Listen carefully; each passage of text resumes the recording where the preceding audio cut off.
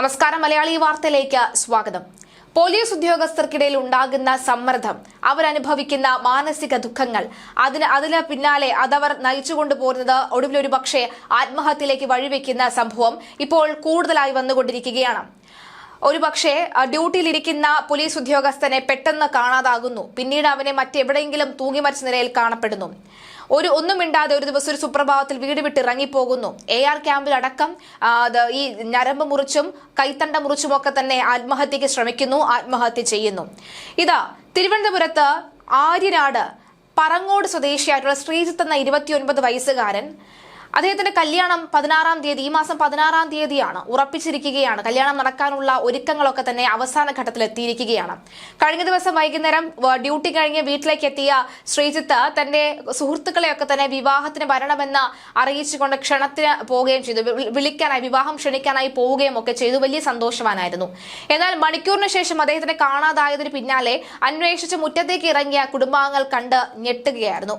തൊട്ടടുത്തുള്ള മരത്തിൽ ഈ ശ്രീജിത്ത് തൂങ്ങി മരിച്ചു നിൽക്കുന്ന ഒരു സാഹചര്യമാണ് ഉണ്ടായിരിക്കുന്നത്.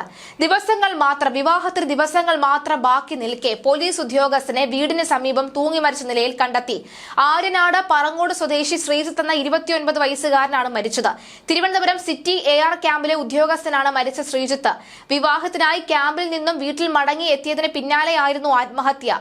AR ക്യാമ്പിലെ ഡ്യൂട്ടി കഴിഞ്ഞ് ഇന്നലെ രാവിലെയാണ് ശ്രീജിത്ത് വീട്ടിൽ മടങ്ങിയെത്തിയത്. വൈകുന്നേരം സുഹൃത്തുക്കളെ കാണുകയും വിവാഹത്തിന് ക്ഷണിക്കുകയും ചെയ്തിരുന്നയാളാണ് ശ്രീജിത്ത്. വൈകുന്നേരം കാണുമ്പോൾ ശ്രീജിത്ത് സന്തോഷവാനായിരുന്നു എന്ന് സുഹൃത്തുക്കൾ പറയുന്നു. സുഹൃത്തുക്കളെ കണ്ട് മടങ്ങിയതിന് പിന്നാലെയായിരുന്നു ആത്മഹത്യ. വീടിനടുത്തുള്ള മരത്തിൽ തൂങ്ങി മരിച്ച നിലയിൽ ശ്രീജിത്തിനെ കണ്ടെത്തുകയായിരുന്നു. ഈ മാസം 16-ന് ശ്രീജിത്തിന്റെ വിവാഹം നടക്കാനിരിക്കെയായിരുന്നു ആത്മഹത്യ. വിവാഹത്തിന്റെ ഒരുക്കങ്ങൾ ഇരു വീടുകളിലും പുരോഗമിക്കുന്നതിനിടയിലാണ് ദാരുണമായ ഈ സംഭവം നടന്നത്. എന്നാൽ ആത്മഹത്യയിലേക്ക് നയിക്കാനുണ്ടായ കാരണം വ്യക്തമല്ല. ശ്രീജിത്തിന്റെ മൃതദേഹം നിലവിൽ ആര്യനാട് ആശുപത്രിയിൽ സൂക്ഷിച്ചിരിക്കുകയാണ്. ആര്യനാട് പോലീസ് അസ്വാഭാവിക മരണത്തിന് കേസ് എടുത്തിട്ടുണ്ട്. എന്തുകൊണ്ടാണ് ഇത്തരത്തിലൊരു ആത്മഹത്യ ഉണ്ടായിരിക്കുന്നതെന്ന് അക്ഷരാർത്ഥത്തിൽ നമുക്ക് അറിയാൻ പോലും കഴിയുന്നില്ല. കാരണം AR ക്യാമ്പിൽ നിന്ന് മറ്റ് ബുദ്ധിമുട്ടുകളൊന്നും ഇല്ല എന്നാണ് മനസ്സിലാകുന്നത്, അല്ലെങ്കിൽ അവിടെ ജോലി സമ്മർദ്ദമൊന്നും ഇല്ല എന്ന് മനസ്സിലാകുന്നുണ്ട്. പക്ഷേ അദ്ദേഹം വളരെ സന്തോഷവാനായിരുന്നു. അദ്ദേഹത്തിന് വിവാഹവുമായി ബന്ധപ്പെട്ടുള്ള ഒരുക്കങ്ങൾ നടന്നുകൊണ്ടിരിക്കുന്ന വീടായിരുന്നു. അത് മാത്രമല്ല വളരെ വലിയ സന്തോഷവാനായി, അല്ലെങ്കിൽ ഈ AR ക്യാമ്പിൽ ബുദ്ധിമുട്ടുണ്ട് ഉണ്ടെങ്കിൽ ഒരുപക്ഷെ സുഹൃത്തുക്കളോട് ഒരുപക്ഷെ തുറന്ന് പറയുമായിരുന്നു. അദ്ദേഹത്തിനെ സന്തോഷവാനായി കാണില്ലായിരുന്നു, ആരോടെങ്കിലും അദ്ദേഹം പറയുമായിരുന്നു.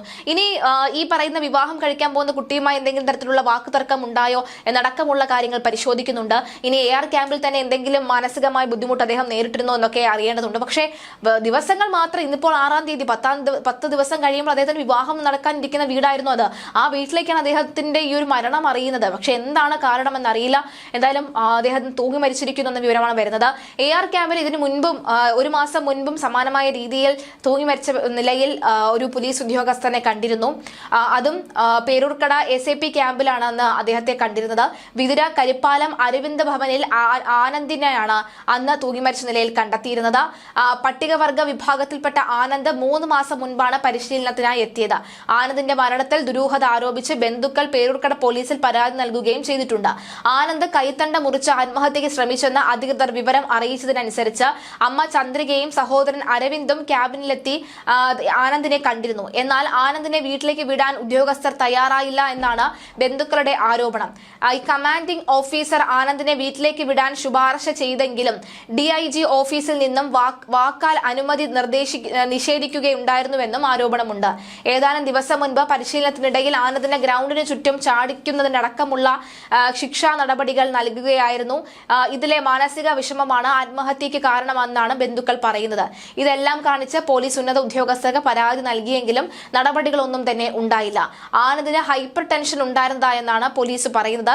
പരേതനായ അശോകൻ കാണിയാണ് അച്ഛൻ. എന്തായാലും ഇത്തരത്തിൽ ക്യാമ്പുകൾ പോലീസ് ഉദ്യോഗസ്ഥർക്കുണ്ടാകുന്ന സമ്മർദ്ദവുമായി ബന്ധപ്പെട്ട പഠനമൊക്കെ തന്നെ ഇതിനു മുൻപും ആരംഭിച്ചിട്ടുണ്ട്. തീർച്ചയായിട്ടും ഈ ശ്രീജിത്ത് എന്ന് പറയുന്ന വ്യക്തിയൊക്കെ തന്നെ, അദ്ദേഹത്തിന്റെ മരണമൊക്കെ തന്നെ അക്ഷരാർത്ഥത്തിൽ ഞെട്ടിച്ചിരിക്കുകയാണെന്ന കാര്യത്തിൽ സംശയമില്ല.